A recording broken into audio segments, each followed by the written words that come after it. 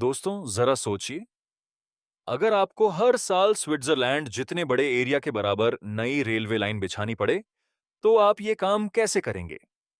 हाथों से मजदूरों की फौज लगाकर या फिर किसी ऐसी मशीन से जो दुनिया की सबसे तेज मानी जाती है? भारतीय रेलवे ने दूसरा रास्ता चुना है और आज इस वीडियो में हम बात करेंगे उन टेक्नोलॉजी बदलावों की जो हमारे रेलवे नेटवर्क को अगले लेवल पर ले जा रहे हैं। पहले बात करते हैं उस बड़े लक्ष्य की जो भारतीय रेलवे ने अपने सामने रखा है, दुनिया का सबसे बड़ा रेल नेटवर्क बनना।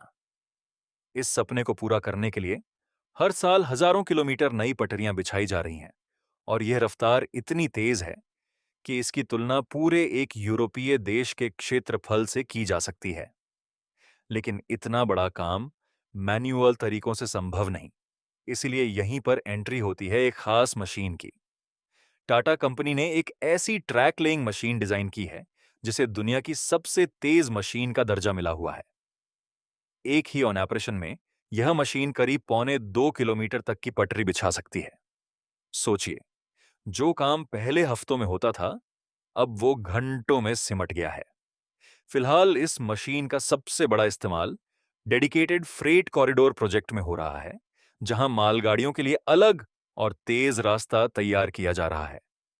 अब सवाल ये उठता है कि जब हमारे पास वंदे भारत जैसी 200 किलोमीटर प्रति घंटे की क्षमता वाली ट्रेनें हैं, तो वो अपनी पूरी स्पीड पर क्यों नहीं दौड़ती? जवाब है पुरानी पटरियां। दशकों पुराने ट्रैक इतनी हाई स्पीड को झेलने के लिए डिजाइन ही नहीं किए गए थे। यही वजह है कि वंदे भारत को भी अक्सर 120 से 140 की स्पीड पर ही संतोष करना पड़ता है। इस समस्या का हल रेलवे ने ढूंढ निकाला है, बैलेस्टलेस ट्रैक टेक्नोलॉजी। ये वही तकनीक है जो जापान की बुलेट ट्रेनों में इस्तेमाल होती है और जो आराम से 350 किलोमीटर प्रति घंटे की रफ्तार बर्दाश्त कर सकती है। पारंपरिक पटरियों में पत्थरों की एक मोटी परत यानी बैलेस्ट बिछाई जाती है, जिसे बार बार मेंटेनेंस की जरूरत पड़ती है और जो हाई स्पीड पर कंपन भी ज्यादा पैदा करती है। बैलेस्टलेस ट्रैक में इसकी जगह कंक्रीट का मजबूत बेस इस्तेमाल होता है, जिससे न सिर्फ स्पीड बढ़ती है, बल्कि मेंटेनेंस का खर्च भी काफी कम हो जाता है। जब ये नई पटरियां देश भर में बिछेंगी, तो हमारी हाई स्पीड ट्रेनें भी अपनी असली ताकत दिखा पाएंगी। और यही वजह है कि तेज रफ्तार वाली ट्रैक लेइंग मशीन की जरूरत इतनी बढ़ गई है, क्योंकि इतने बड़े नेटवर्क को अपग्रेड करने के लिए स्पीड चाहिए, और सिर्फ स्पीड नहीं, बल्कि सटीकता भी। इसी कड़ी में एक और अहम टेक्नोलॉजी का जिक्र जरूरी है, कवच सिस्टम। ये भारत में बना एक स्वदेशी ऑटोमेटिक ट्रेन प्रोटेक्शन सिस्टम है, जो दो ट्रेनों को आपस में टकराने से रोकता है। अगर लोको पायलट किसी वजह से सिग्नल मिस कर दे या तय स्पीड लिमिट से आगे निकल जाए, तो कवच अपने आप ब्रेक लगा देता है।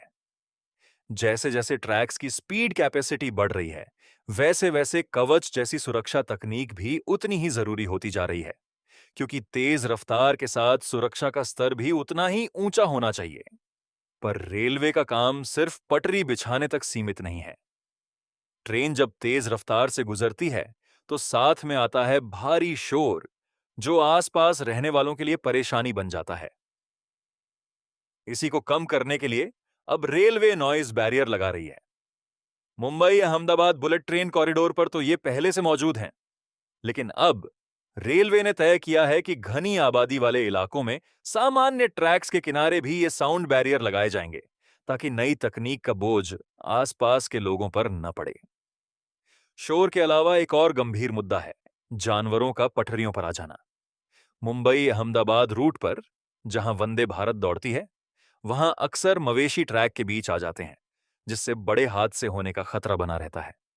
इस समस्या को रोकने के लिए रेलवे अब फेंसिंग बैरियर लगा रही है।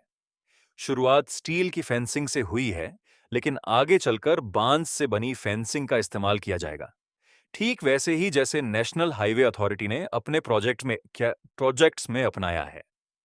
दिलचस्प बात यह है कि बांस से बनी फेंसिंग स्टील के मुकाबले कहीं ज्यादा मजबूत साबित होती है। डेडिकेटेड फ्रेट कॉरिडोर की बात करें, तो यह प्रोजेक्ट सिर्फ पटरियां बिछाने तक सीमित नहीं है। इसका मकसद है मालगाड़ियों को पैसेंजर ट्रेनों से अलग रास्ता देना, ताकि दोनों की स्पीड और शेड्यूल आपस में न टकराएं। अभी तक मालगाड़ियां अक्सर पैसेंजर ट्रेनों को रास्ता देने के लिए घंटों साइडिंग पर खड़ी रहती थीं, जिससे माल ढुलाई में देरी होती थी। अलग कॉरिडोर बनने से न सिर्फ समय की बचत होगी, बल्कि लॉजिस्टिक्स कॉस्ट भी काफी नीचे आएगी, जिसका सीधा फायदा देश की इकोनॉमी को मिलेगा।